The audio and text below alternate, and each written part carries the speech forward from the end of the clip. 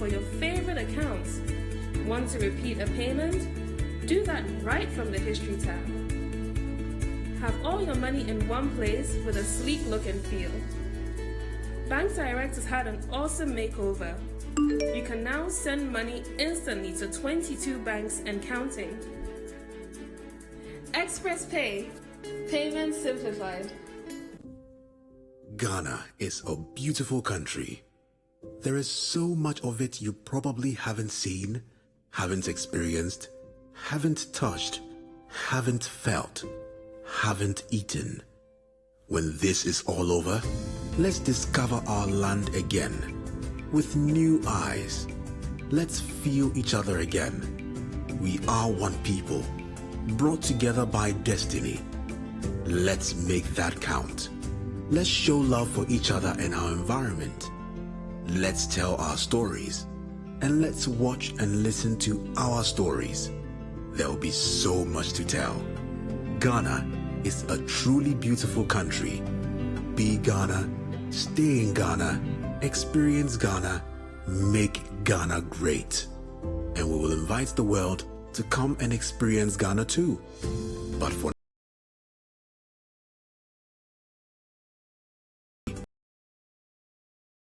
Ghana Later campaign, this channel supports the campaign. God bless our homeland, Ghana.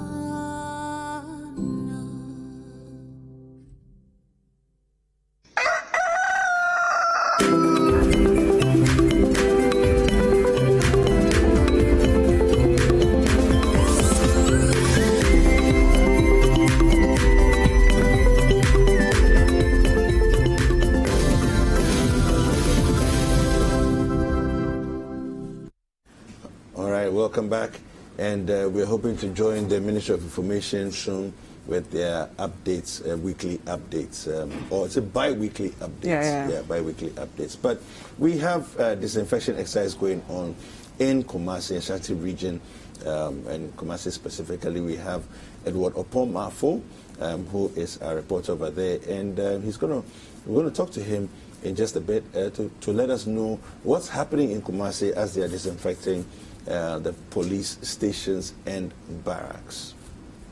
Good morning, Edward. Edward, are you there? Good morning. How are you?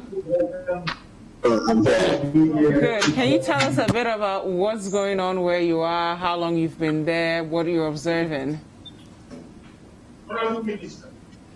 And of course, Yes, so you can basically, this is exercise by Zoomline Ghana Limited that's in partnership with the Ghana Police Service.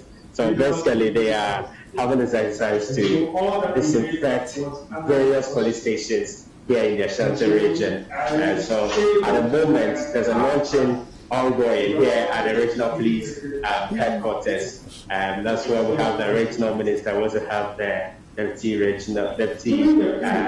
commander of the Ghana Police Service in the Ashanti region. We're here to launch it. And so right after that, all police stations in the region will be disinfected. So that is basically the agenda, and it's actually ongoing. We speak here at the Ashanti Regional Police Command.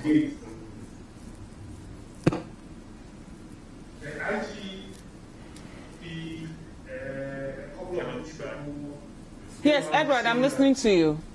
Go ahead. All right, so Edward. Yeah, hello. Yeah, so yes. So are we expecting to complete the entire exercise today?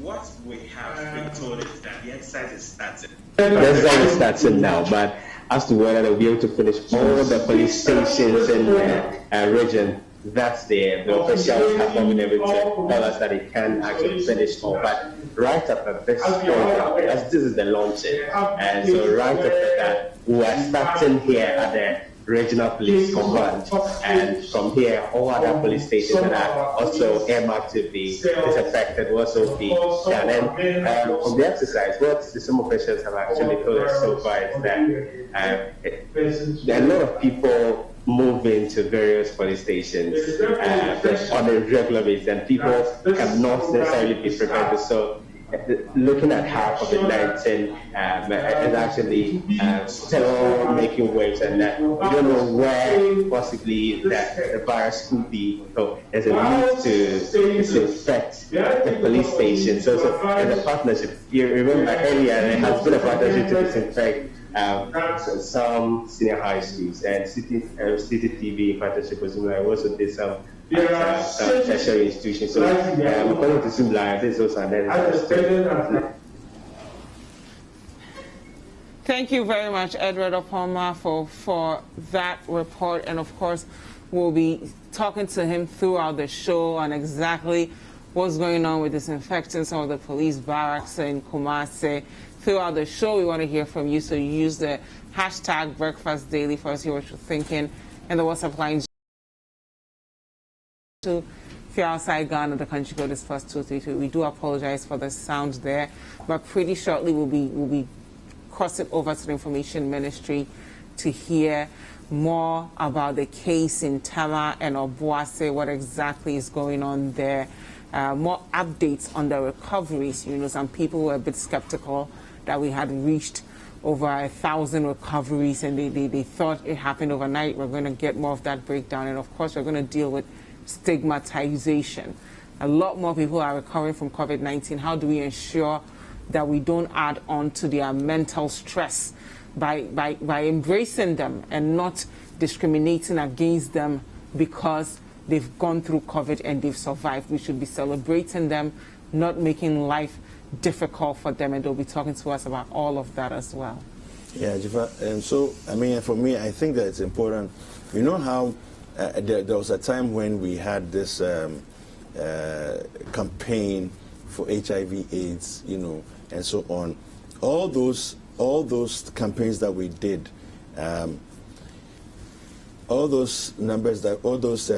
campaigns that we did were very important to help the society basically come to the point where we embrace people and we don't run away from them.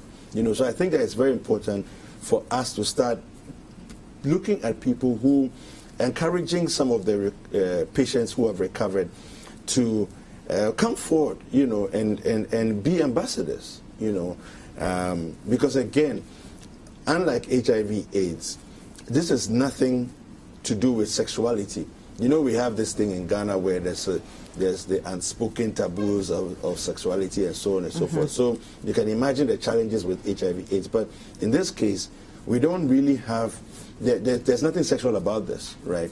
It's a communicable disease. It's infectious. It's in the air, you know, close to people who are infected. So I think we should ramp up the campaign to fight stigma, you know, big time, not just, you know, not by piecemeal. We should do it really aggressively, you know, so that very quickly people start to reorient their mindset, you know, towards just the whole idea. Because look, if COVID-19 is going to be with us for the next, let's say, 2 to 5 years, right? Of course, there'll be a certain sense of normality will return. Eventually, we'll be on top of things. Vaccines will come. We'll be on top of things, but it just means that we need to get into a space where we accept the reality that it's a kind of flu that has come, and everybody could potentially get it eventually, you know. So it's one of the things that we really definitely need to deal with and deal with quickly. I completely agree. And as we are recording more recoveries and as everybody's excited, we also have to ensure that we're staying safe. I mean, the numbers have now gone up to 5,918. Yep. You know, we can't stress this enough. You need to mask up. People are dying. The death rate have gone up to 31. You know, and people can say, yeah, it's a small number, but it's still human beings, right? One life lost to the family of the bereaved. The bereaved family is not It's nothing to celebrate. So we need to always mask up when we're going about. Yesterday, we started the show off telling you about people jumping behind cars.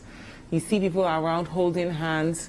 Let us not let our guards down, because we can't afford to deal with it. Right now, we are almost at 6,000, right? A couple of weeks ago, we thought we had reached our peak. And now we are recording 5,918 positive cases. And these are the cases that have been reported. We know that we are not doing random mass testing yet. So a lot more of us could be positive but asymptomatic. So it's safer to assume that anyone around you is positive but asymptomatic than to think that they are negative. We know that in the Tema case, it's spread like wildfire in the workplace. Same thing in Obuasi. So what kinds of things are we putting in place to ensure that our workplace, where we spend majority of our time, is safe? Don't put your mask on when you're going to work and then take it off when you get to work because you think your colleagues are your friends and they are all safe. That's the wrongest thing to do. Keep your rubbing alcohol with you. Keep your hand sanitizer with you. This is the time to be vigilant, because we can't handle, these cases getting out of hand. We already know what our infrastructure is, our health infrastructure. We can't fight it. So as we're listening to the Information Ministry, as we're dealing with stigma, we need to ensure that we don't burden our health workers by going there and with COVID cases. If we can't do anything at all, we should ensure that we don't increase the numbers so that they'll be rest assured that their sacrifices mean something to all of us, because we're keeping ourselves safe. Yeah. So before this current case count that we have, the numbers were 5,735. So we've jumped about 200 plus numbers. We are looking at that time we had done a total of 174,077 tests. As at now, today, what we have reported here on the website is 180,567 tests. Okay, and out of the extra numbers there is where we get the difference. Just under 200 people in addition have been found positive. But I find it interesting. Our positivity rate, has slightly dropped. Now, whether it means it's the turning down, slowly towards, because the positivity rate has to drop below 1 for us to be safe. So whether that means that the turn we're turning down on the positivity rate or not, we are yet to find out. At least we will need probably about another week or two of results to be able to see if the trend is in a downward direction. But generally speaking, I think I'm still very upbeat and positive about where we are, because if you look at the continent-wide situation, we are still per million people, we still have among the highest tests on the continent. And of course, if you're not testing, listen, you can't say you don't have cases where you're not testing. That's the reality. You can't say you didn't test. So how can you say you don't have cases? So that's the issue. The more you test, the more you'll find out that whether you have or you don't have. In our situation, we are finding out that some people have. It's not as many as other places, but our total positive numbers are high. But that's because we have tested, as of today, 180,567 persons have been subjected to tests, and out of that we have 5,900. And part of the stigmatization issue is also the fear people have when they think they may have the symptoms and they think they may be positive. A few weeks ago, we talked to a nurse who walked us through how depressed she was, thinking that she had COVID. And because she was so stressed out, her body reacted by exhibiting signs and symptoms of COVID-19. Because some people, when they are stressed out, they cough, they start sneezing, all kinds of things that may show symptoms of a cold. but you are actually just stressed out. And we know that some of the people who have died, one, because they had a pre-existing health condition, and two, because they reported the case very late. So don't be so afraid about how society will treat you, how people will come after you.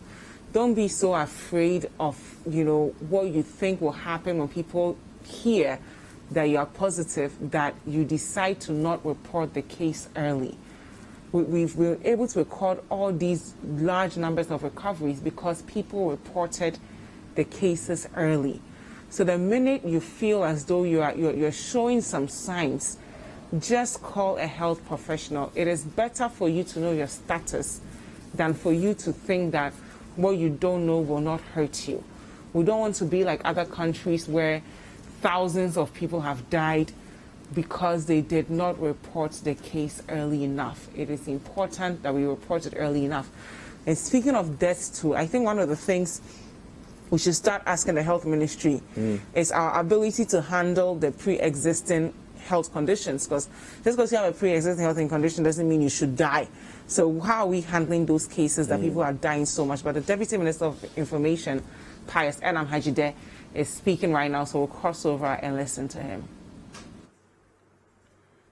We will also receive a situational report on case management and surveillance on Obuasi and Tema.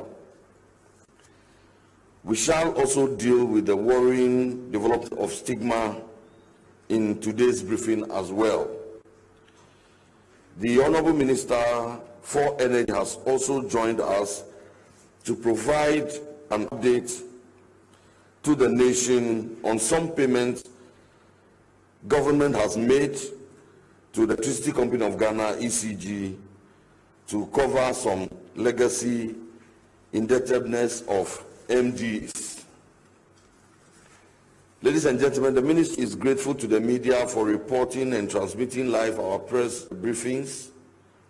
Translations of the briefings in 13 local languages are available on the social media handles of the Ministry, and we encourage all media houses from all 16 regions to access these translations as an asset in programming support.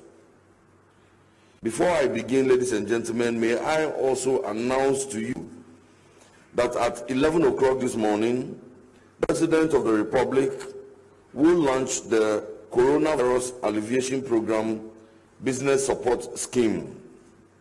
Recall that in his fifth televised address to the nation, President Akufo-Addo announced that government, in collaboration with the National Board for Small-Scale Industries, BSSI, Business and Trade Association, and selected commercial and rural banks, will roll out a soft loan scheme of up to a total of 600 million cedis, which will have a 1-year moratorium and a 2-year repayment period for micro, small, and medium-scale businesses. May I also remind our distinguished guests to use our hand sanitizers before and after the use of our podium. To begin, ladies and gentlemen, may I invite Dr. Patrick Kuma Abuaji, the Director General of the Ghana Health Service, to give us today's first brief on the situation.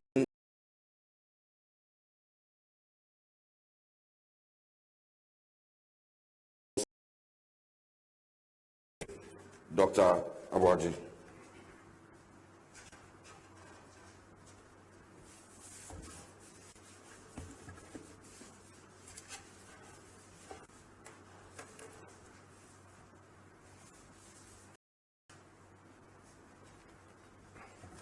Thank you very much, Honourable Minister.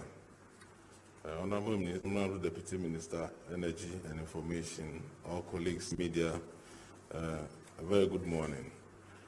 As the Minister said, I'll take us through the brief updates of where we are as of today. Since the last report between the 16th and 17th May, the country has recorded 183 confirmed cases from 6 regions of the country, which means that 10 regions did not report any cases during that period. Greater Accra contributed 108 new cases, and almost half of these cases were from Accra Metro, Kolbote, Ayawaso West, and 12, and which had also reported off. That tells you that the number of districts reporting huge numbers in Greater Accra has continued to come down.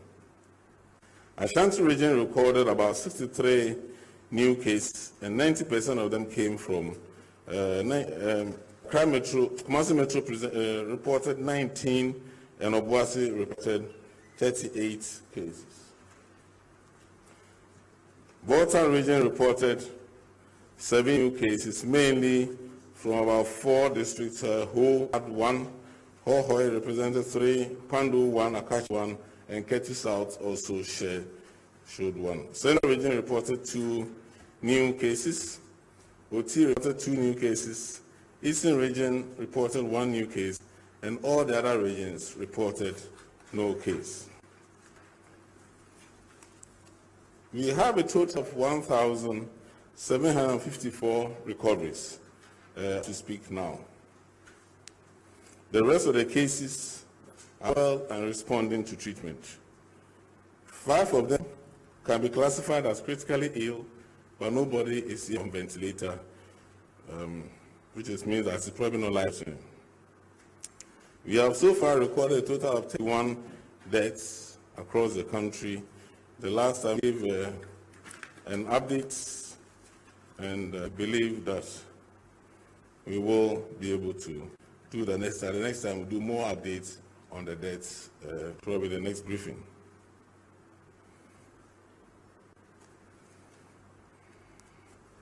Yes, so the next slide is just a breakdown of what I have said, which shows the maps, the number of cumulative positives across the country, and then a total of 180. So it shows you exactly where the cases have come from.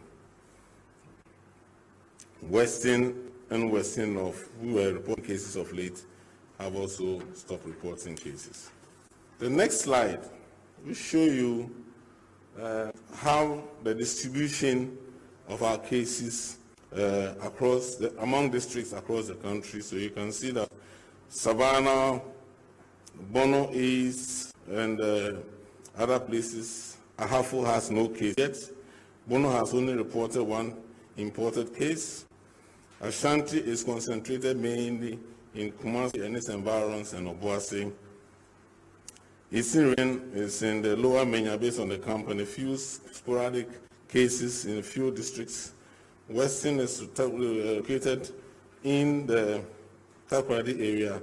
And Central has a high-dose caseload in Elmina, which we are looking at. And of course, Greater Accra carries the largest burden, mainly in the Accra Metro and its environments. You see that if you go to the next slide,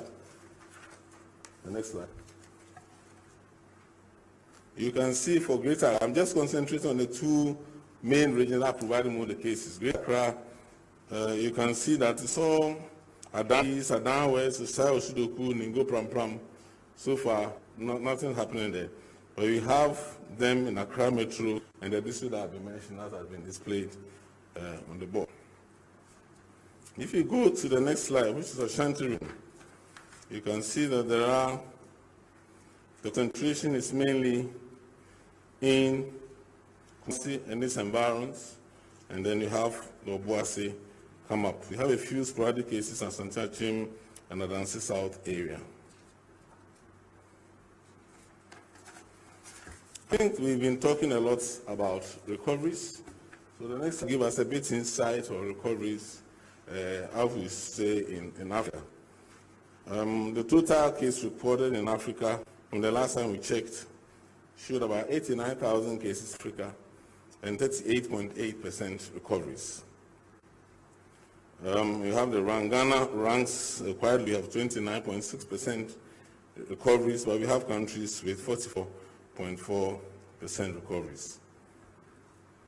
Obviously, there are different parameters that are used in measuring this.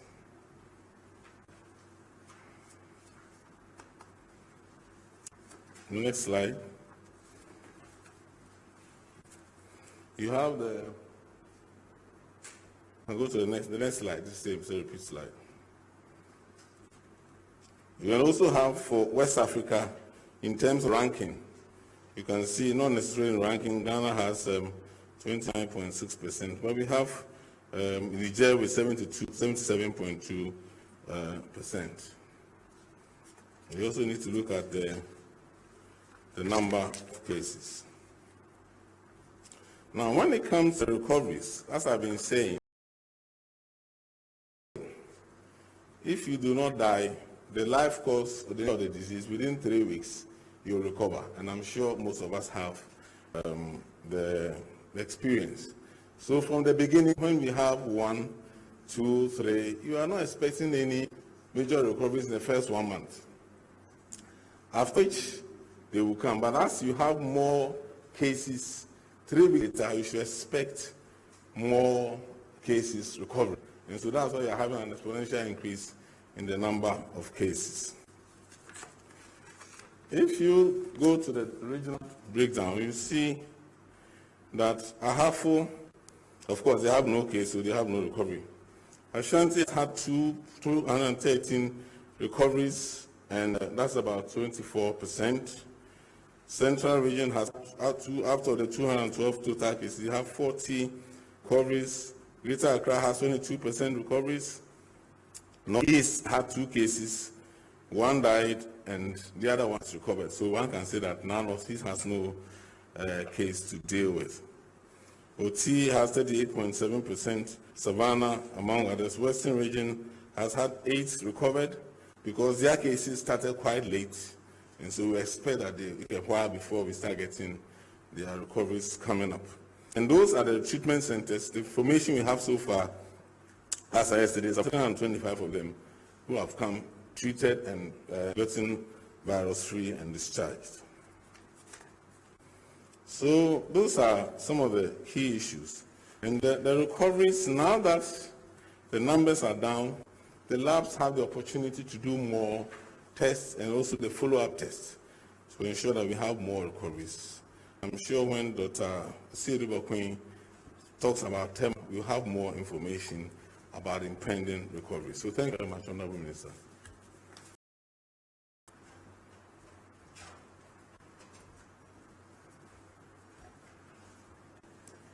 Thank you very much, Director General, Ghana Health Service, Dr. Patrick Kuma Abuaji. So, ladies and gentlemen, we are informed that as of this morning, Ghana has seen some marginal increases in our positive cases between the 16th and the 17th, 183 new cases between the 16th and the 17th. We are informed that there are no new cases in 10 out of the 16 regions. So our total case count monthly rises to 5,918. 5,918. There have been 1,754 recoveries. The regional breakdowns of the recoveries have also been provided. We have ill, moderately ill or critically, and we have lost 31 of our compatriots. Our condolences to their families, our thoughts and prayers remain with them. But to be able to continue on the trajectory of getting no new cases in even more regions, we need to continue to pay attention to the drivers of transmission of COVID-19. We are informed that crowds are one of the drivers of the transmissions. The rate of spread of the virus is known to be expedited in crowded environments. This occurs when an infected person coughs, sneezes, cries, sings or talks, and droplets from the mouth or nose are launched into the air and inhaled by people. And so let's be advised when we get into such crowd situations. Again, another driver of the transmission is close physical contact. We are told that close proximity, that is within 2 meters of an infected person, increases our risk of getting infected. Prolonged stay in an enclosed environment causes a higher saturation of the virus in the air, increasing the risk of transmission. Natural ventilation increase risk of spread of the virus. So let's be wary, those of us who enter in offices and the air conditions are on, the windows are closed, the blinds are drawn, and we are in the air condition and we are speaking, we should be guided that such confined spaces with poor ventilation or fresh ventilation pose a threat, and that the duration stay in those conditions can increase the probability of our getting infected. Touching infected surfaces or objects, then touching mouth, nose or eyes is known. COVID-19 is known to live for hours or days on a surface depending on the factors such as light and humidity. So we should be careful about touching surfaces and touching our mouths, our noses, and our eyes. Older persons and people of age with underlying medical conditions, heart attacks, diabetes, liver asthma are at a higher risk of severe illness or death from COVID-19. Please let's pay attention to these ones while we go out there to visit our aged, whilst we interact with them.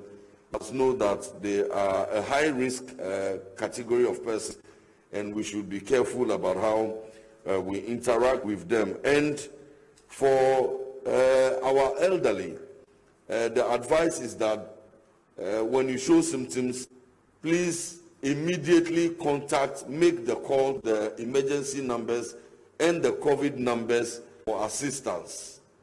For the elderly and for persons who have underlying health conditions, it's important that immediately you feel unwell, you make contact for assistance.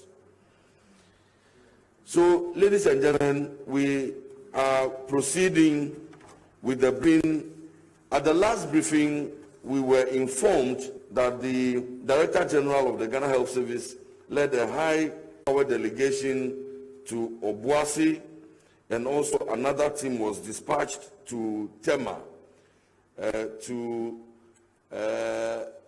conduct service and understand the situation in the two communities, Obuasi and Tema. Head of Disease Surveillance, to give us an update on the situation in Obuasi and Tema. Dr. Franklin. And please use the sanitizer.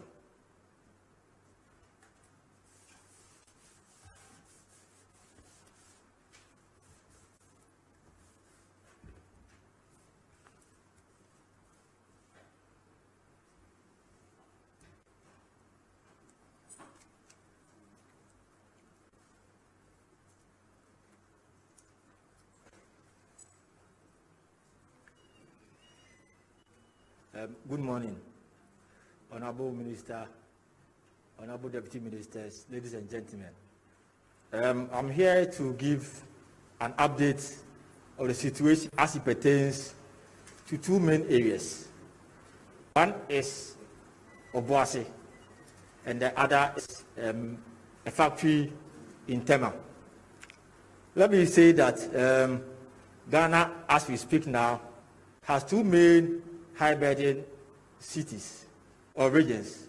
So that is Ashanti region and Greater Accra.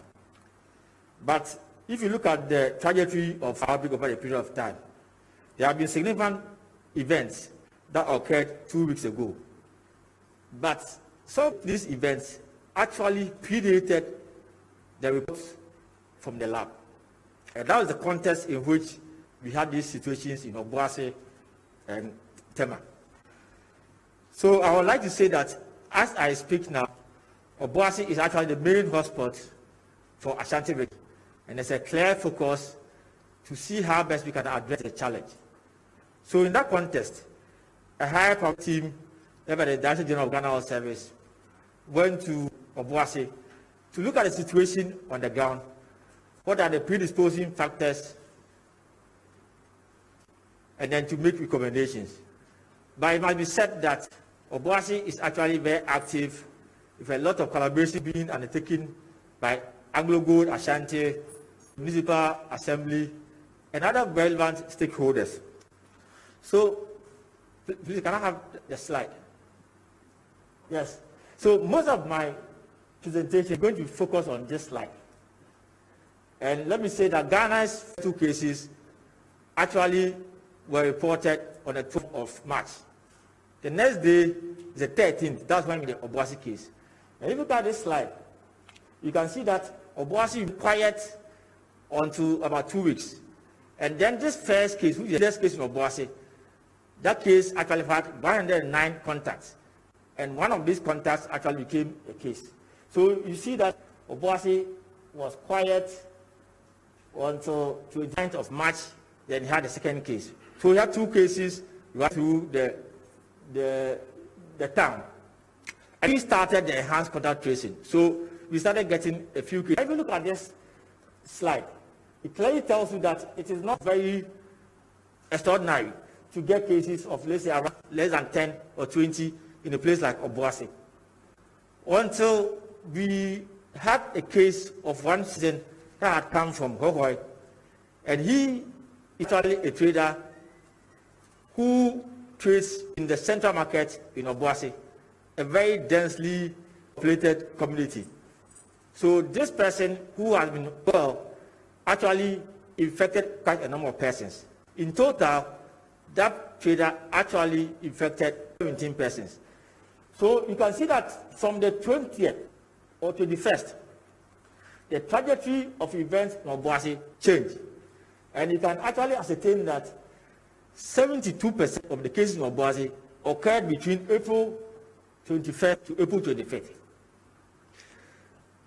Then, so that you see that there's a bit of quietness, and they enter into May, and they have a bit of spikes.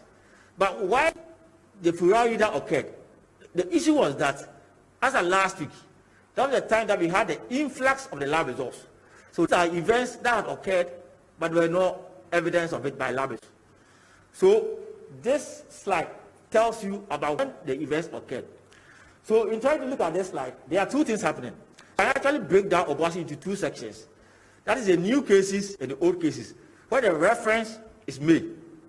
So trying to have an intervention, you look at where is the case. Is it the old case or new case? And we say that Obuasi is one area that has a lot of population. So the population density is very high. It's one area that, though Anglo-Ashanti has a prominent hospital, but they don't have a treatment facility. So Obuasi does not have a treatment facility. Then you also see that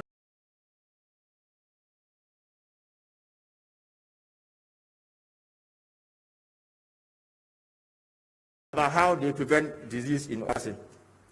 Then they also do not have a treatment facility. So if you have a community that's such high risk of persons who are infected, and there's no place for them to kind of to hold, then it will expose you to the high rate of infection that pertains to Obuasi. So I want to put on record that apparently Obuasi is working as a joint community. They have the Obuasi Municipal and Obuasi East. For this outbreak, they are joint. So it's jointed at the level of the assembly, it's jointed at the level of even the health sector. So there's a bit of collaboration in that perspective. They even have what they call the COVID-19 center. It's actually a control room put in place by Anglo-Gold Ashanti. So coordination purposes, they have that facility in place. And you can see that there are records. There's a lot of activities that are taking place before the spike. But let me say that I think the late release of the results took them by surprise. So they had a clear check system, but were not aware that they have this quantum disease sitting in that community. So what do they hope to address this spike, this magnitude of disease in Obuasi? What done is that they've tried to incorporate the surrounding districts. So they have Adansi South, so Adansi Asukwa, Adansi North. So these are districts that have come to bring their expertise and their numbers to bear on Obuasi. So for this response, you have a combination of Obuasi, Adansi Asukwa, and Adansi North. They are all together to address the magnitude of the disease. And as I said, because we are breaking Obuasi into two perspectives, the first perspective, the older one, what we are doing is that we are testing or retesting all of them. Because those are old cases, so they are no more, you cannot classify them as positive cases. So all we want to know is that what is their current status. So we don't need to isolate them. So we're going to retest of them, which have started.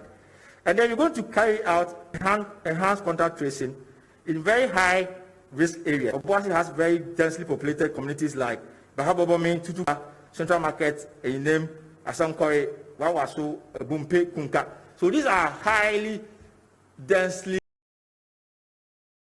that the focus is to see whether we can pick some positives in that community. Then we're also going to do mass voluntary testing among certain risk groups, including taxi drivers and food vendors. So that's by way of trying to address surveillance and contact management of Obuasi. KCCR is the main lab that has tested, but they have been under a lot of stress. Until recently, they were testing most part of northern Ghana. So you see that accounted for the backload, that accounted for some missing this magnitude of disease. But when we went there, they had challenges that they needed extraction kits, which DG and the ministry is to get it provided. And then if you look at Ghana's intervention, we initially started with swabs, but now have gone on to do sputum. So now we have a bit more of swabs now, so they are going to use swabs in addition to the sputum. Then for case management, as I said, Obuasi has no treatment center. So the plan is to have a 100-room isolation center. The idea is that they currently now have a 22-bed facility, which is actually made of cells. And the regional ministers actually identified a 48-room facility, which is hoping to be used as the isolation center. So in that context, they are getting close to using a 100-bed facility for isolation. Then they want to get a treatment center. Currently now they have the Obuasi Government Hospital, and what they want to do, they want to convert the male ward into a 14-bed treatment center. So that's why they hope to address the issue about treatment. And let me say that through DG and Minister, they have gotten a facility in Kumasi, actually as a Giso. That is 100-bed facility, actually from so that can handle isolation cases. Then we also have the region has also a facility in TUC that can also take care of the additional cases for isolation. So that tries to suffice isolation in Obuasi. Risk communication, one thing which was obvious is that they used to have a high momentum which has died down because they were not seeing the cases. So the way forward is for them to mount information vans, we pre-record messages in Twi and English that will be bled across the town. And then, as I said earlier, to actually identify and sensitize high-risk groups, including drivers, to make sure they are all brought to bear. So that the idea of wearing mask becomes part of their way of doing it. And then they hope to engage more of organized. Let me say that when we went there, we had a meeting actually organized by the municipal executive, and they are brought to bear religious leaders, drivers, all together. So it tells you that they have clear direction about how to address the spike in Obuasi. So that's my presentation on Obuasi. Let me give you a few minutes presentation on the Tema situation. The thermal one is about a factory. It's a fixed processing factory that had an employee who presented with respiratory symptoms and was actually seen by the clinic in the facility. They took samples and was asked to go home. And then after about a week, the results came.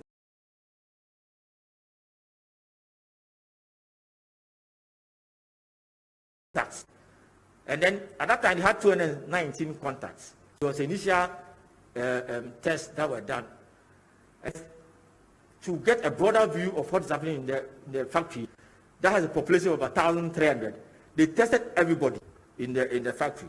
So what came out was that initially it was 533, but finally it was 693 that tested positive, 695 that tested positive in the facility.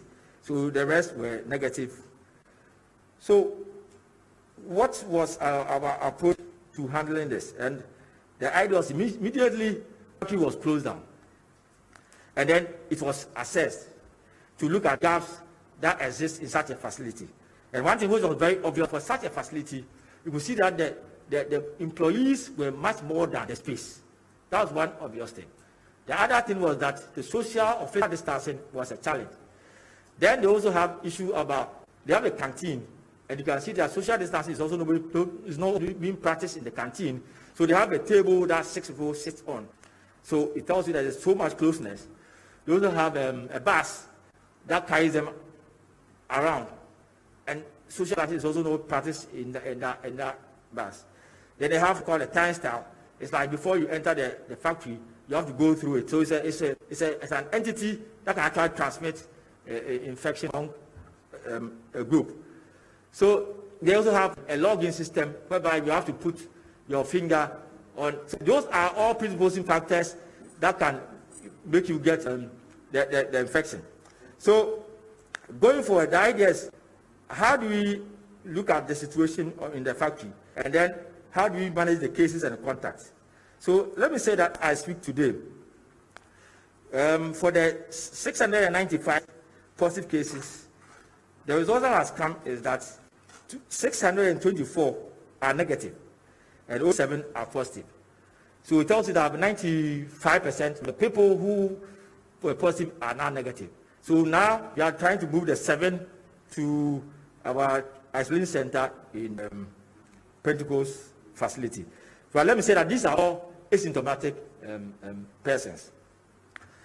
And what we are doing is that if you look at these 695 persons, they were scattered across Accra. So all of them don't live in Tema. So you have they living in Ashama, Lejokuku, and the rest. So that is that we have reallocated to their districts to identify the contacts and do the follow-up. So that's being done. But then we try to look at the tree. So what is being done at the factory? And we visited the factory to assess measures put in place to avoid spread. And then what is very obvious is that hand wash facilities have been placed at the entrance of each section. So there's a conscious effort to ensure hand washing. Then they've tried to put floor markings. The idea is to ensure physical distance. So you can see where you are supposed to stand. So there's a factory. So they are telling you where to stand. You do not know where to stand. They send their markings to ensure there's a physical presence, physical distance. Then all staff are wearing the face mask. Then hand sanitizers in place at all vantage points. Then the canteen that I said was a table that houses 6 people. Now they are housing 2. Even before that it should be 3 because it can take 3. So they are ensuring distance now. And then they have created a holding room to handle a case of suspected COVID. So in that case, if you think that it could be a case, you usually move there before actions are taking place. Then they've also introduced a temperature check point at the entrance of the company. So in that perspective, that the factory is ready to start operations. And I think that we communicate our findings to them, and we'll have a good discussion. Thank you very much.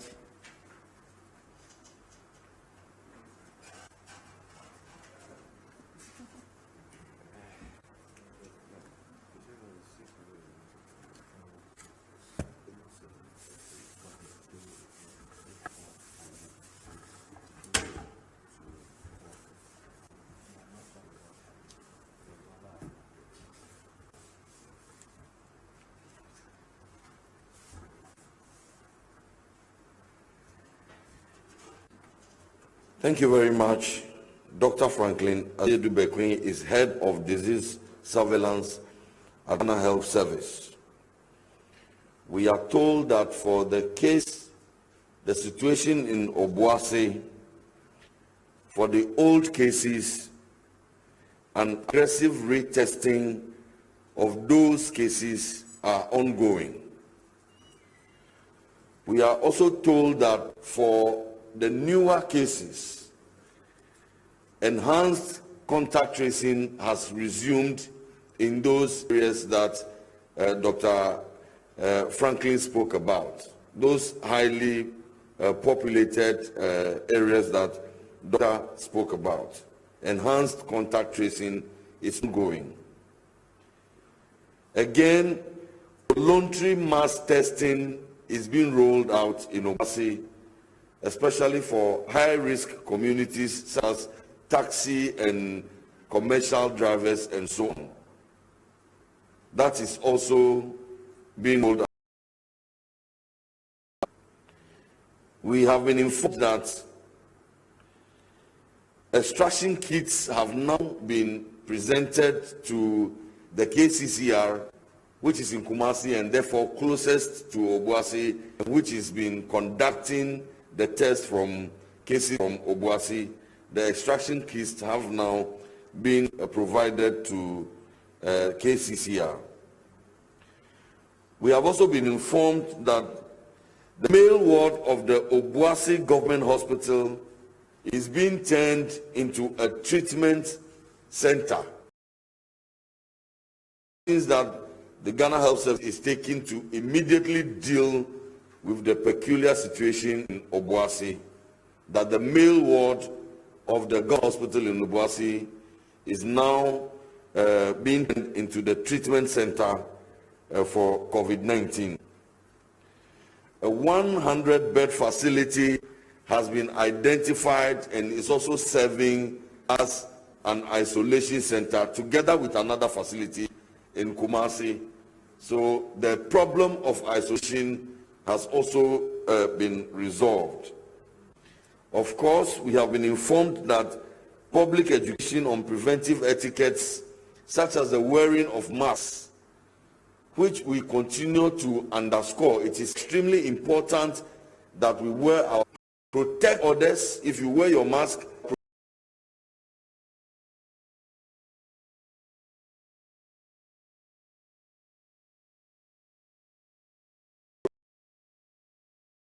protected. So you wear the mask, you protect somebody. I wear the mask, I also protect somebody. It's important that if we all wear the mask, we will protect each other and we shall cut through the rate of infestations greatly. So public education on those preventive etiquettes are being heightened on wearing of masks, washing of hands, the use of hand sanitizer, and so on and so forth. We have also been informed that in total, for the Tema factory case, a total of about 695 persons tested positive at the end of the day. Initially, we were dealing with some 533 individuals who are tested positive. At the end of the day, a total of 695 persons tested positive. Good news is that out of that 695 test results that have come so far, 624 have now tested negative, a first negative. And so, in due course, inshallah, when they test negative again, I believe that they will conform to the protocols they can now be declared as having fully recovered. But for the records, as of now, 624 out of the 695 that tested positive in the fish factory in Tema have now tested the first negative. Only 7 out of the first cohort have tested positive. They are undergoing continuous care and treatment, and we hope that in the near future they too will test positive. Immediately the authorities moved in, the factory was closed down for assessment, and doctor gave insight to the findings. And I think that it is particularly important that we pay attention to the findings from the factory so that it can serve as an experience, a learning experience for most other companies and factories as well. Issues of overcrowding on the factory floors has come up strongly in doctors' presentation. Overcrowding definitely will make social and physical distancing impossible, if not difficult, if not impossible. And so shift systems, how we can arrange each work schedules so that we can have enough physical space to avoid overcrowding so that we can have the social and physical distancing is critical for work environment and work managers and management. We must take that into consideration. How we treat our canteens and busing of our staff has been flagged one of the potential areas. Busing of our staff, that has also been flagged. Another issue that we must pay attention to, and please, all of these are lessons that we have to learn from and put mechanisms in place to deal with them. It doesn't mean that maybe completely we should close down canteens and all. And doctor says that now, instead of 6 people sitting around the table, they are looking at about 2 or 3. So we can even have different times for different canteens from different groups working in the factory. All of these are just for management to consider. But one critical thing, the idea of a clock in or time scan or even an ATM machine at the bank, how we treat them is essentially important from the learning from Tema. We can continue to use our clock-in machines, we can continue to use our ATM machines, but we must treat them in a particular way so that they do not become avenues for spreading COVID-19, which means that immediately before or after use of any of these, either an ATM or clock-in machine, you have to make sure that you sanitize either the machine and your hand. Is critical. If you go to the bank to withdraw your money, the learning is that it is important that the bank itself also put measures in place to deal with some of these issues. But at the personal level, you too, who before and immediately after using an ATM machine, you must also sanitize, use the hand sanitizer, or wash your hand under running water. We are also informed that remedial action has been taken by the company, and the Ghana Health Service has moved in back to do a reassessment and do re-examination, and they are convinced that now the factory has become compliant, COVID-19 compliant, with the markings on the floor and all the protocols now that they have put in place. They may become compliant, and very soon the Ghana Health Service will reach them and inform them about the way forward. So we are grateful to our colleagues at the Ghana Health Service Disease Surveillance, headed by Dr. Franklin Bedu, Dr. Franklin Asiedu Bequin, for the good work that you are doing for Mother Ghana. Ladies and gentlemen, I informed earlier that the Honorable Minister for Energy will join us with an update on some payments that the government has made to the Electricity Company of Ghana. He is here. We acknowledge his presence. In due course, we will invite the Honorable Minister to take the podium and share with us some more good news in addition to the absorption of electricity tariffs for those of us line consumers, and half of those of us who are above lifeline that His Excellency the President, through the ministry, is implementing. We also have the Presidential Advisor on Health. He's also joined us, Dr. and former Director General at the Ghana Health Service is also here with us, Dr. Anthony Isiasari. We are grateful for your presence. Ladies and gentlemen, stigmatization has become a major concern for the government and the people of Ghana. At this briefing today, we are minded to address that important issue of stigmatization.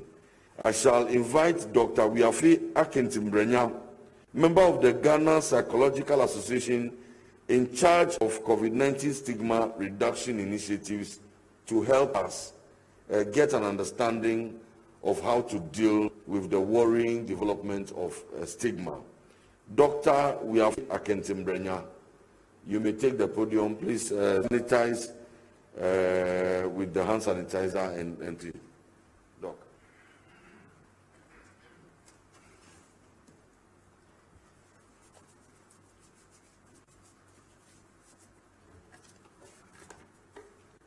Thank you, Honorable Minister, for the opportunity.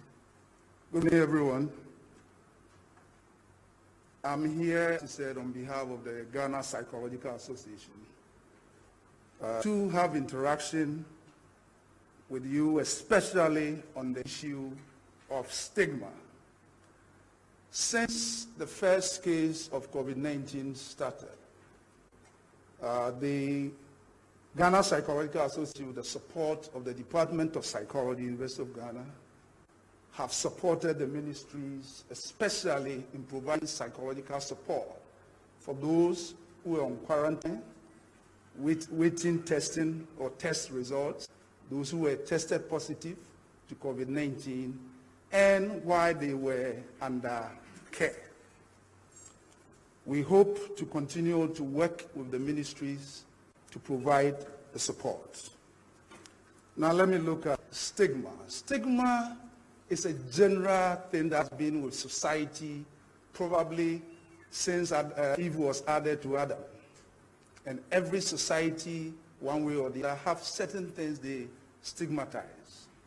In general, it might be your physical appearance. It might be your social group. It might be your profession. It can be any other thing. So I want to look at one, what is stigma, on what basis do we stigmatize people, what are the effects, and what we can do. Stigma, is a Greek word that originally, and if we understand the origin, maybe we'll know why. It came out of a mark, a deep mark, that was made on an individual. Either he was a criminal, a traitor, or a thief.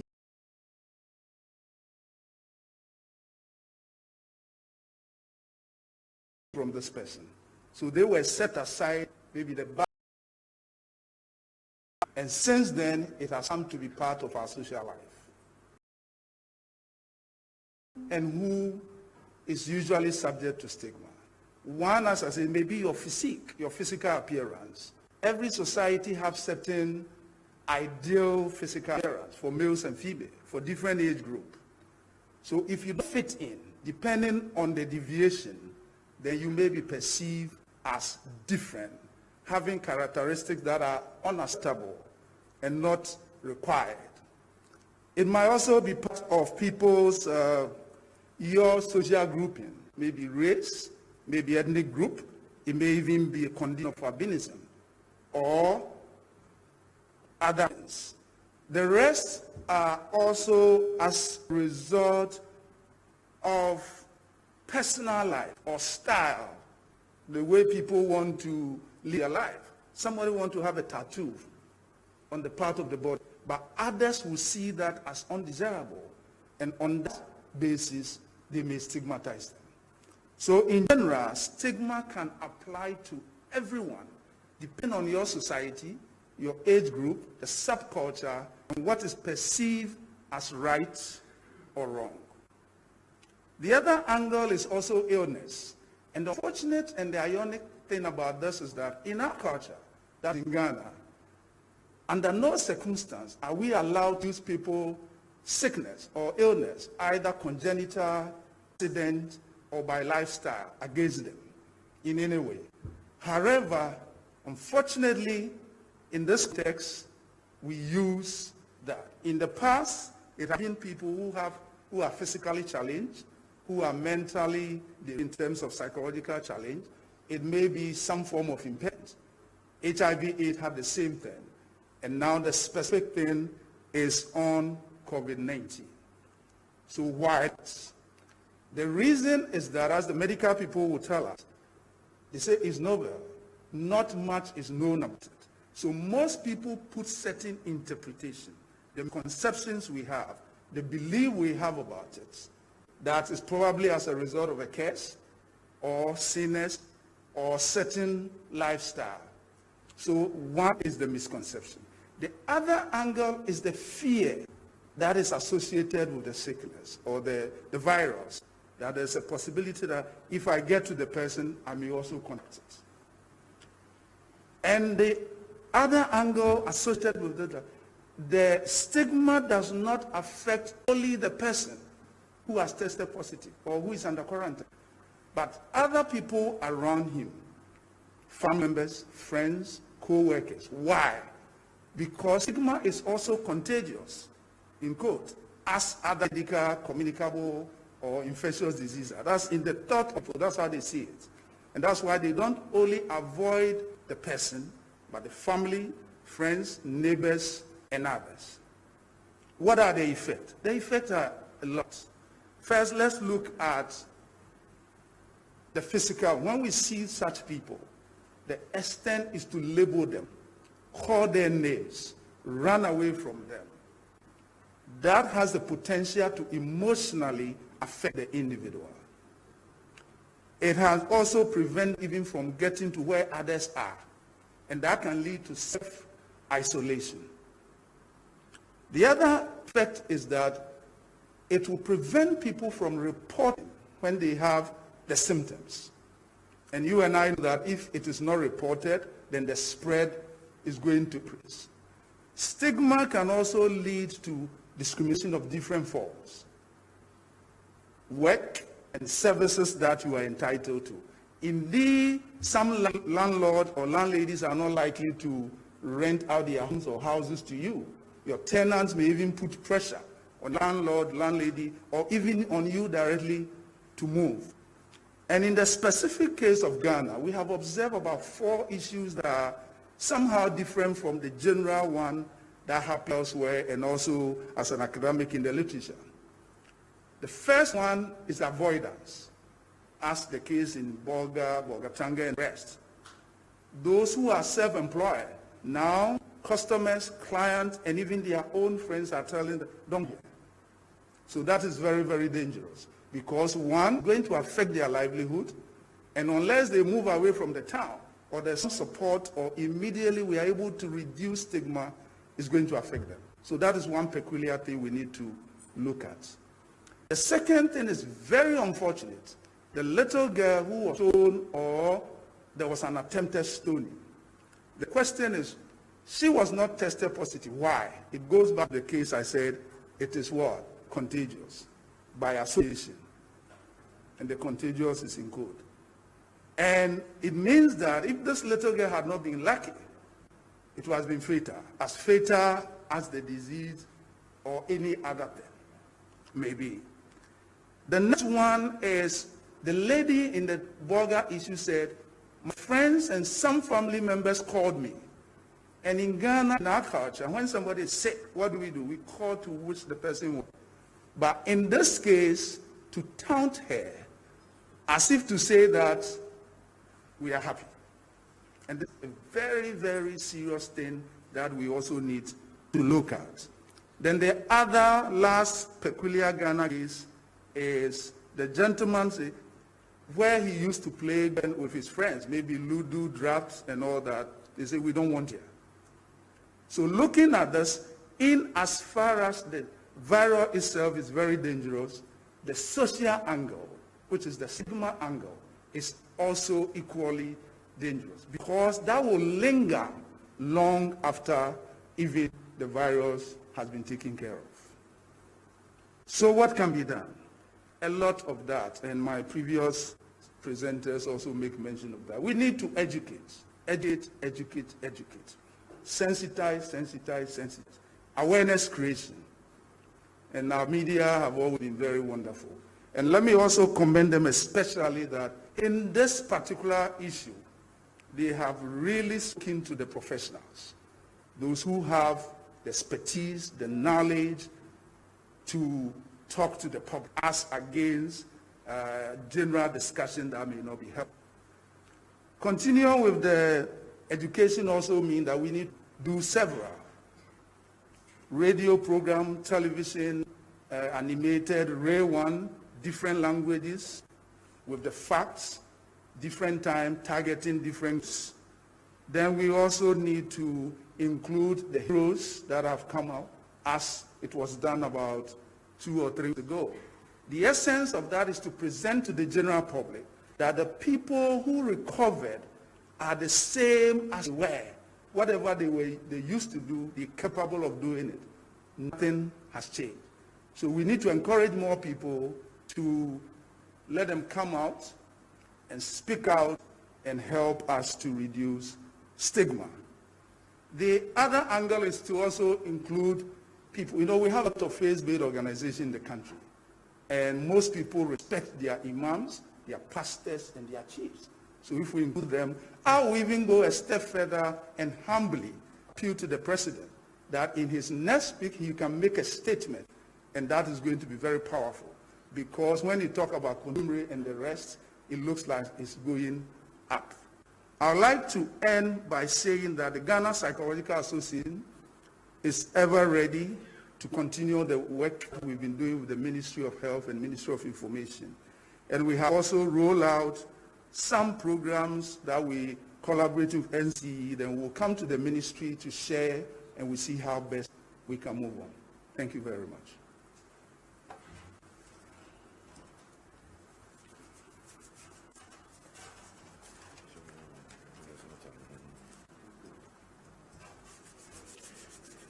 Thank you very much, Doctor.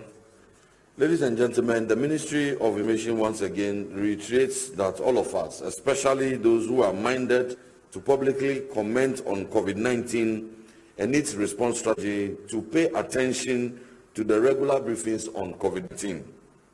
Colleagues, you recall that officials of the Ghana Health Service and the Honorable Minister for Information have repeated time without number at our press briefings that the Ghana protocol for declaring COVID-19 infected persons as COVID involves obtaining 2 straight negative results, and that many persons who had been infected were awaiting their second tests, and once those test results came back negative, those persons would be declared recovered. It had abundantly been made clear that recovery was a process and not an event, and does not occur overnight. We are concerned that insinuations that cast doubt on the veracity of recoveries declared by the Ghana Health Service, and now a suggestion of strict proof of recoveries, can worsen the already dire problem of stigmatization of persons who have recovered. We admonish fellow countrymen and women to gladly welcome our compatriots who were once infected and tested positive, but have gone through the process of receiving care and have now conservatively tested negative and fully recovered back in our various communities as persons who are fully recovered and who pose no threat to us. It will be dangerous if in our communities people began to doubt the Ghana Health Service and resorted to putting persons who have recovered to strict proof, whatever that means. We continue to assure the people of Ghana that government will ensure that accurate and truthful information on COVID-19, including information on recoveries, is made available in a timely manner, and we ask that all persons who have recovered are wholeheartedly accepted in our communities, workplaces, etc. Instead of casting doubt on their work, We owe gratitude to the several frontline health professionals, doctors, nurses, laboratory officials, etc., who are providing treatment and care for the sick and ensuring that they are fully recovered. Ill wish and inconsiderate partisan commentary are counterproductive in our struggle against COVID-19. Ladies and gentlemen, I invite the Honorable Minister for Energy, Honorable John Peter Amewu, who has joined us to provide the nation with an update on some payments by government to the electricity of Ghana to cover some legacy indebtedness to MDAs to take the podium. Honorable Minister.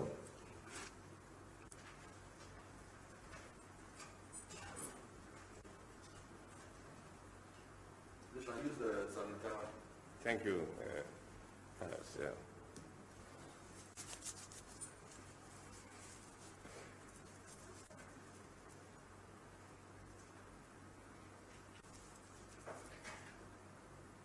Honorable Deputy Minister of Information, our hard-working medical doctors here, the media, my humble Deputy Minister for Energy, the MD of ECG. Good morning to you all. This morning, I'm here to give you a brief overview and some developments of our power sector. First of all, use this opportunity to also let you understand that the government has already made some payment to EG as a result of the COVID-19 subsidy scheme that was introduced for a period of 3 months.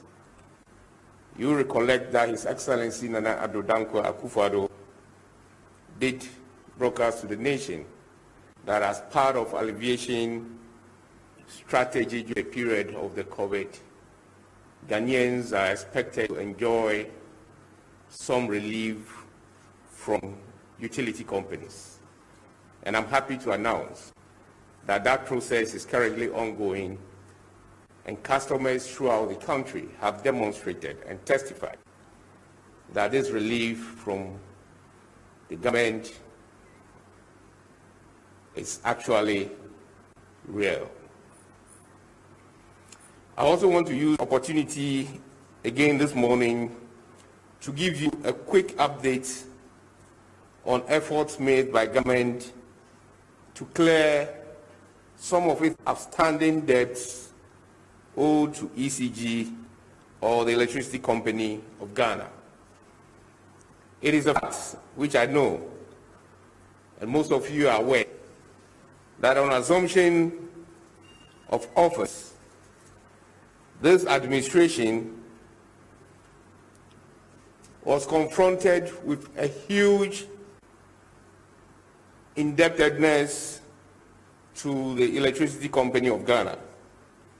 For your information, as of December 2016, when the NDC left office, then under His Excellency John Dramani Mahama, the total bill owed ECG by government of Ghana at that time was 2.63 billion Ghana cedis.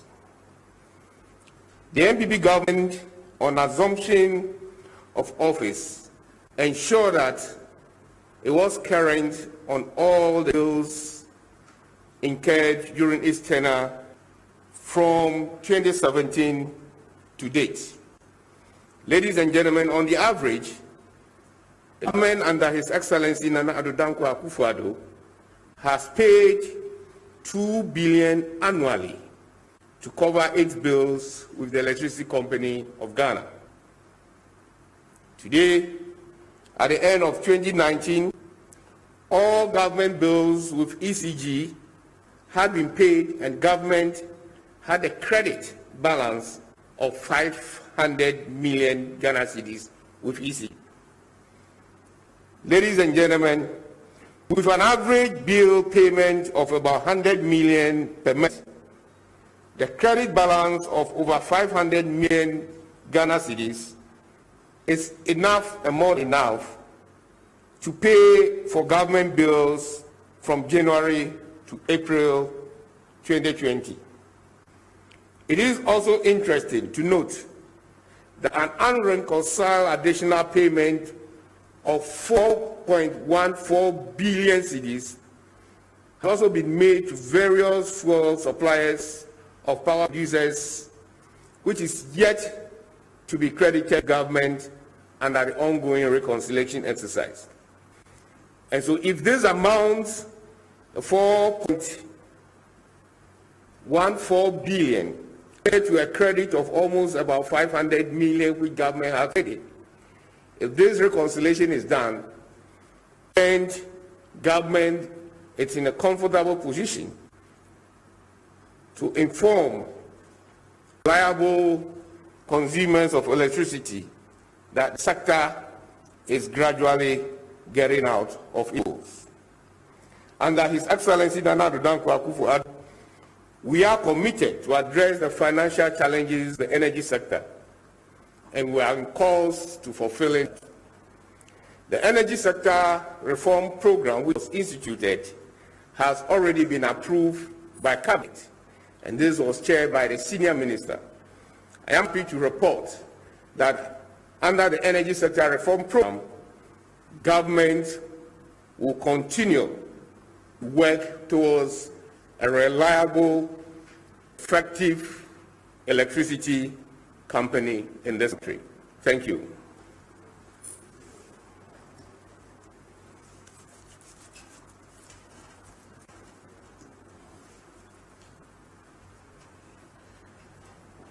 Thank you very much. That's hardworking Minister at the Ministry of Energy, Honorable John Peter Amewu, with that good news for the people of Ghana. We are grateful, Honorable Minister, for the work that you are doing in implementing business vision at the Ministry of Energy. Colleagues, very soon we will have to locate to the Jubilee House to continue with the presidential launch of the 600 million Ghana cedis stimulus package, the business support scheme to Ghanaian micro, medium and small scale enterprises. And so we have to be quick about it. We shall take some 5 questions so that we can all join His Excellency the President in performing that important function at exactly 11 o'clock in the morning. Question time, please.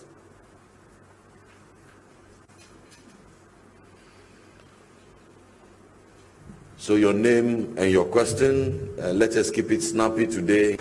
We appreciate that we have to be in the Jubilee House to join His Excellency the President to perform that all-important function of the lunch. Yes, sir.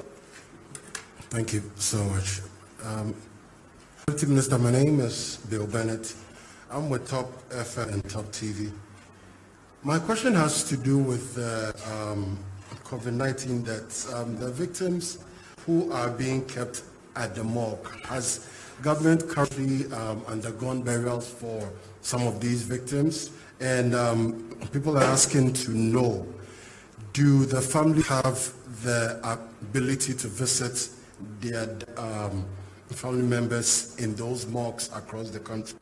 Are they being kept in one particular morgue? And the question that comes with that has to do with when a person dies out of COVID,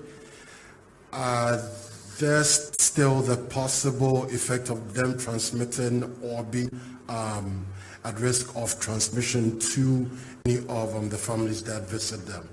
What is the current protocol observed by government when it comes to the deaths of these families and their funerals? And do families have a say in the funerals of these people? Thank you. Thank you.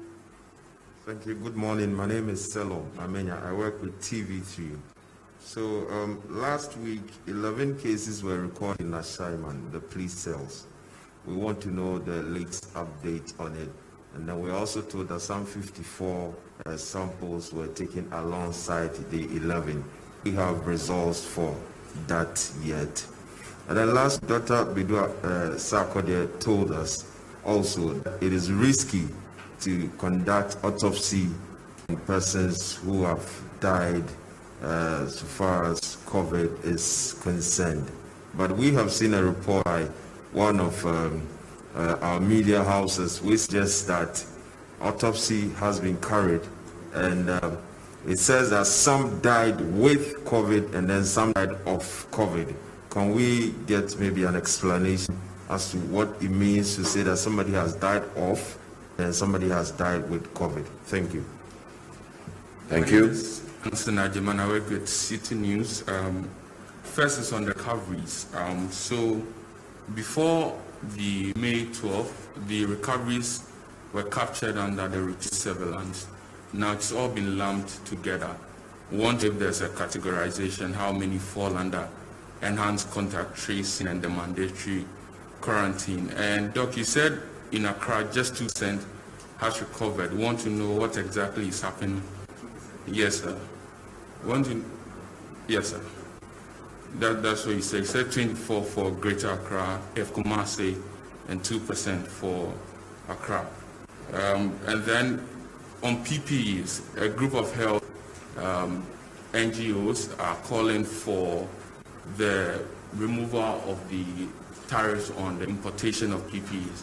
Want to know what government makes on that. And then on the district hospitals that are supposed to be constructed, we've seen a document, a memo from the Ministry of Local Government to MDAs to liaise with institutions to help release funds to them, but we don't see Savannah region in there. We find out if perhaps it's a mistake or what exactly that is. And finally, to the Minister of Energy, we want to find out for prepaid consumers what exactly. So, for instance, the energy rebate is supposed to be at the end of the month, but assuming I top up every 2 weeks, am I going to get a 50% at every top up, or I'll get it at the end of the month? Thank you very much. Well, thank you very much. Honourable Minister will take the part that relates to the prepaid consumers and how their utility tariffs will be treated. But as he prepares to come to the podium, let me announce that the building of the 88 district hospitals, His Excellency the President is specific and made the point that districts that do not have district hospitals, they are the 88. I can assure you that all regions and all districts that do not have district hospitals will be taken care of. So the question of Region A not being a part, they will be covered in the 88 district hospitals. And so that clarity must be made. I'll take the Energy Minister on the prepaid consumers and then proceed. Thank you. If you recollect the announcement made by the President, using the March as the basis, so whether you buy the unit 3 or 4 times, it is that 50% of March bill that will be credited, to your new payslip, provided you go beyond the lifeline. If you are still within the lifeline, it is 100%. That is taken off. But immediately you go above the lifeline. If you buy 10 or 16 times, 50% of the March bill is known already. So that credit, you get it for 3 months. Thank you.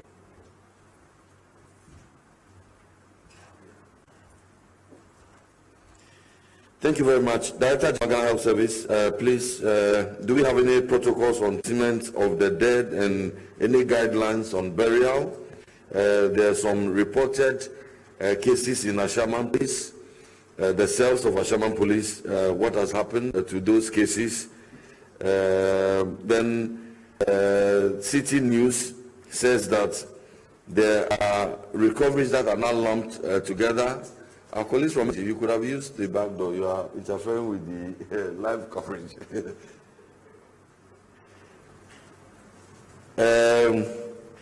Recoveries now lumped together. Recoveries now lumped together.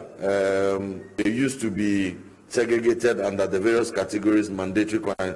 Please speak to those or indicate which members of your team can deal with what issues. Tansasari would also want to add a word to the 88 district hospitals. So, Dr. Bedusa, Patrick Kuma Abuaji, please take the podium.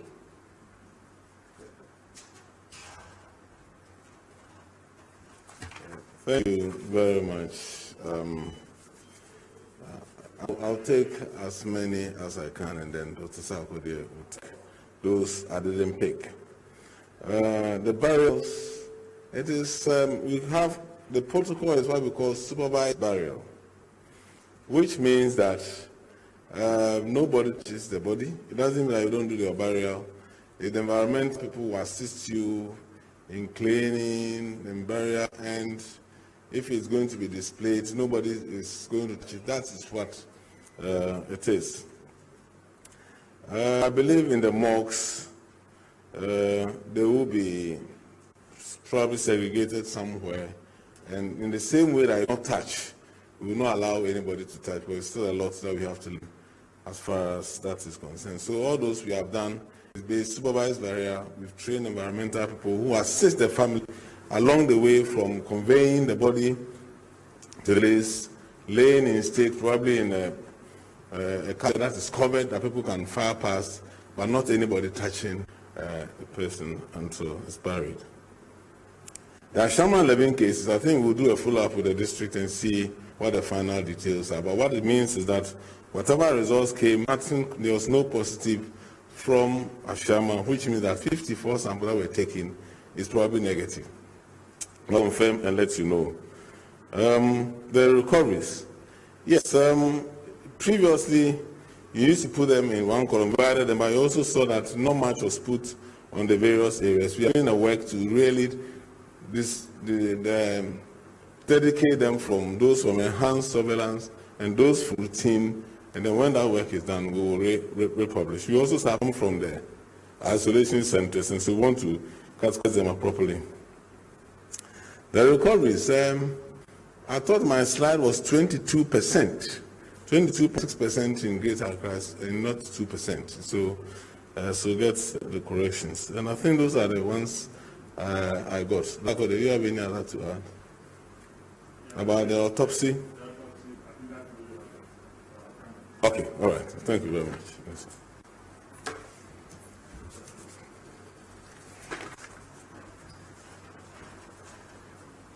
So Dr. Bedusa Kode will speak to the autopsy. I believe so, and then Dr. Ansasari, the 88 district hospitals.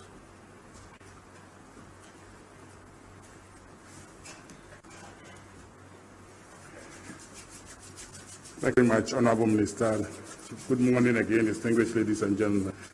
The comment on the risk involved in autopsy, indeed, this is a new virus, and as much as you know it, we cannot say that you this very virus to the last end.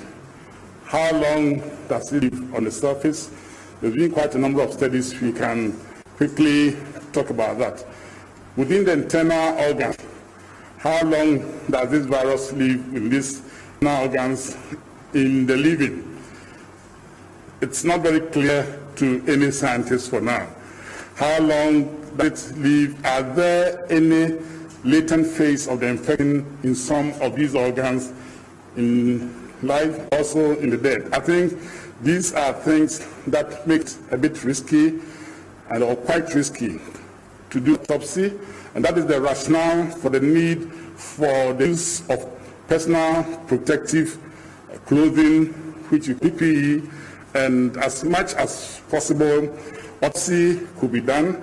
Our pathologists are aware of this risk, and any pathologist conducting any form of autopsy do prepare him or herself really well with the necessary PPEs and how to handle specific organs as they do this, particularly areas that are known to have high concentration of the virus, including the respiratory system and also the gastrointestinal system.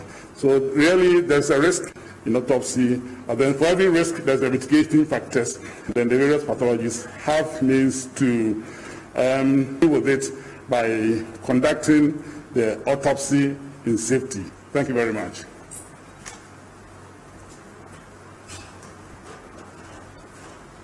Yeah, Dr. Nsiansari, on the 88 district hospitals. Savannah region, that's the question? Yeah, thank you very much. I think if you listen to the President very well on the 8th address, he said he's going to have hospitals in districts without hospitals. We counted 88 districts without hospital. If the one who has a question, you can also go to Savannah. There are a lot of hospitals, district hospitals ongoing at the moment. So we are filling in the gap of districts without hospitals. And if you also remember, he also mentioned that he's going to also put up regional hospitals in regions without hospital. And Savannah is one of the regions. Plus, Efie Kwanta Hospital rehabilitation and a new regional hospital in Efie Kwanta. So there is not like this region is not among. If you have a region where all the districts have hospitals, there will be no new hospital. But it's districts without hospital. And a very good work has been done. We went around, we spoke to district chief executive, district health directories, regional health directories. It came out of a list. And I know Savannah has a lot of district hospitals ongoing at the moment.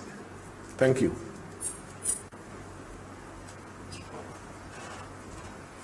Thank you very much, distinguished ladies and gentlemen. So for the avoidance of doubt, the policy remains that those districts without district hospitals will get their hospitals. We thank you very much for your attendance upon our invitation.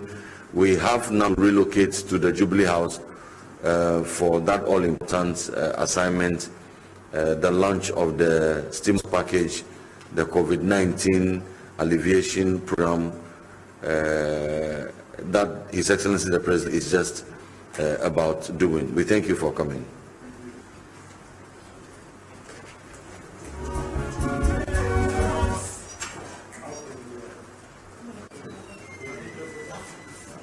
Your nose mask as a good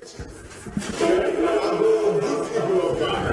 COVID-19 is still living with us. Wear your nose mask as it protects you and helps and spread among people. If you're using one made with a fabric, this is for you. Wash it well. Wash and pass.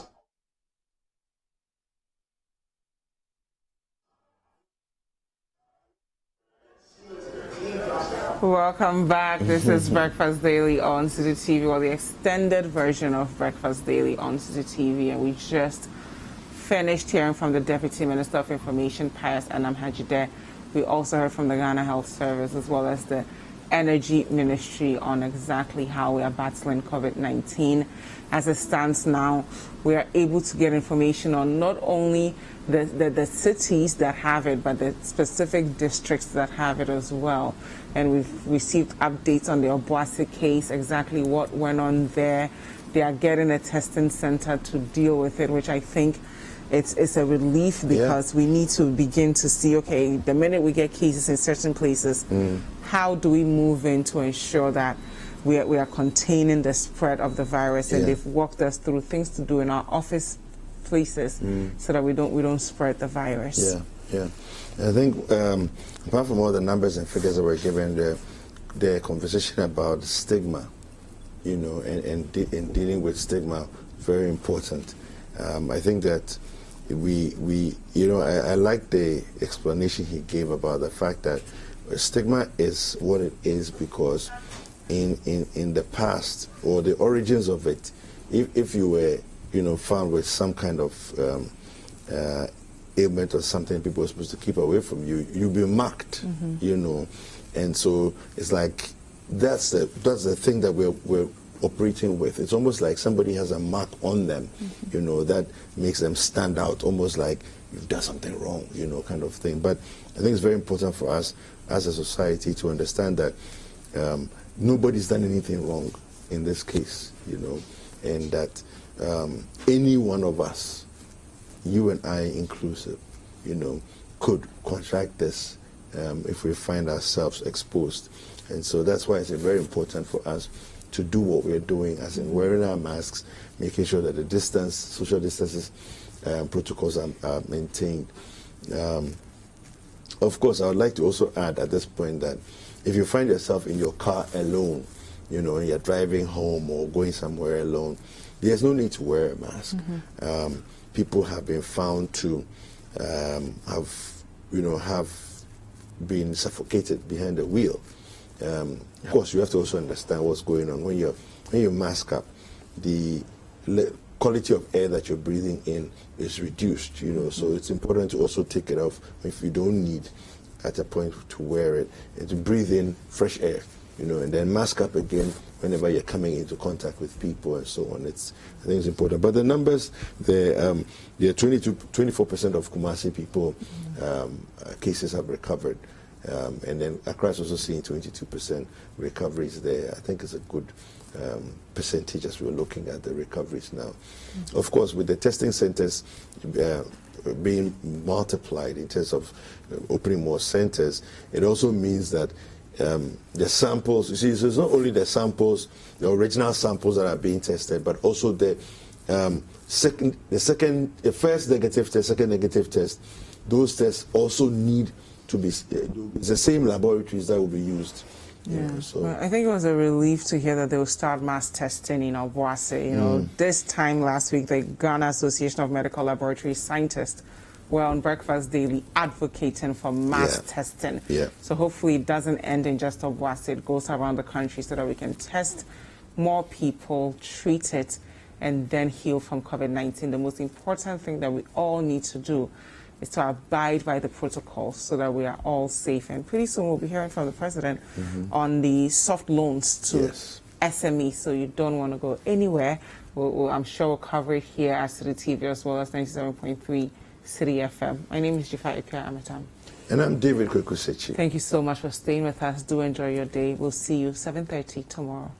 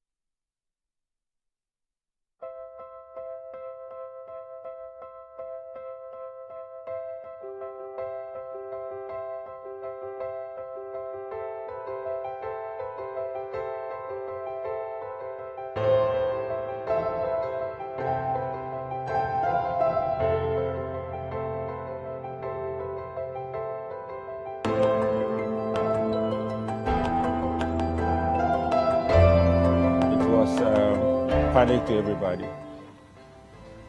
In fact, as a security, we are the first point of contact. Anybody who comes here will first pass through us before go to wherever they want to go. And as he came, we don't know who has it, who has been affected. So we were then advised by the management, and then we were educated how it happens and how it came. So, well, as a health worker, we can't dodge from our responsibilities. So we were given encouragement that no matter what, we are rest assured, so we shouldn't fear. Most were asked to stay home, and some of us were asked to stand in. It was a double idea, whether we should leave or we should continue. But we encourage ourselves by our MD and the management assuring us. So it boosts our morale. No matter what, we are on the war front. And here's a hospital will you abandon your job? And then when our parents come, our family come, where would they run to? So we had the courage. So when they come, well, we're provided with PPEs, so our morale has boosted. But some come with that fear. As soon as you say, oh, we are doing screening here for COVID-19, people run away because the education wasn't deeply by then. And at times we have to talk to them. People come with arguments and struggling with the nurses because they don't understand why they are not sick. People come with their relatives to hospital and say, oh, please go through the screening. They say, no, me, I'm not sick, so I'll not go. But through our education, through the way we talk to them, they understand. And as we are going on, as it's going on, people are now educated, that they understand the reason why we are doing that. We are not doing that. People even think when they come, you want to go through the screening, they have to take your blood sample, and we say, no, that is not it. So for now, I think the education is getting deeper. So I think it's cool with us.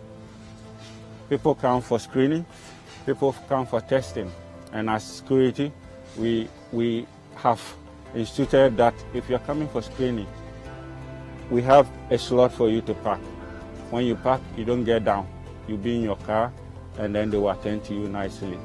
So that is the procedure we are using here.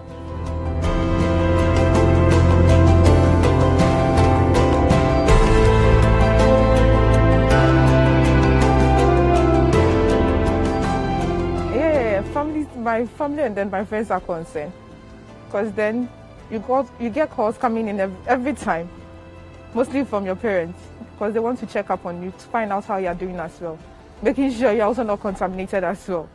So then they are praying, so it's kind of good. Actually, we've been psyched, so then we are okay. Yes, because then you get the CEO coming in each time, every morning.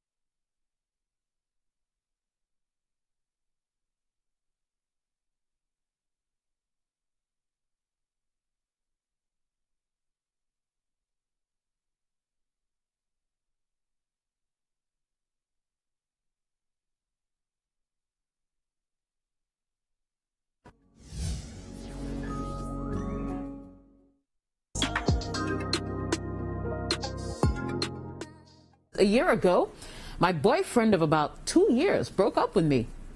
I loved him, and the breakup has been the hardest thing that I've had to deal with. I'm trying so hard to move on, and on most days, I'm perfectly fine. However,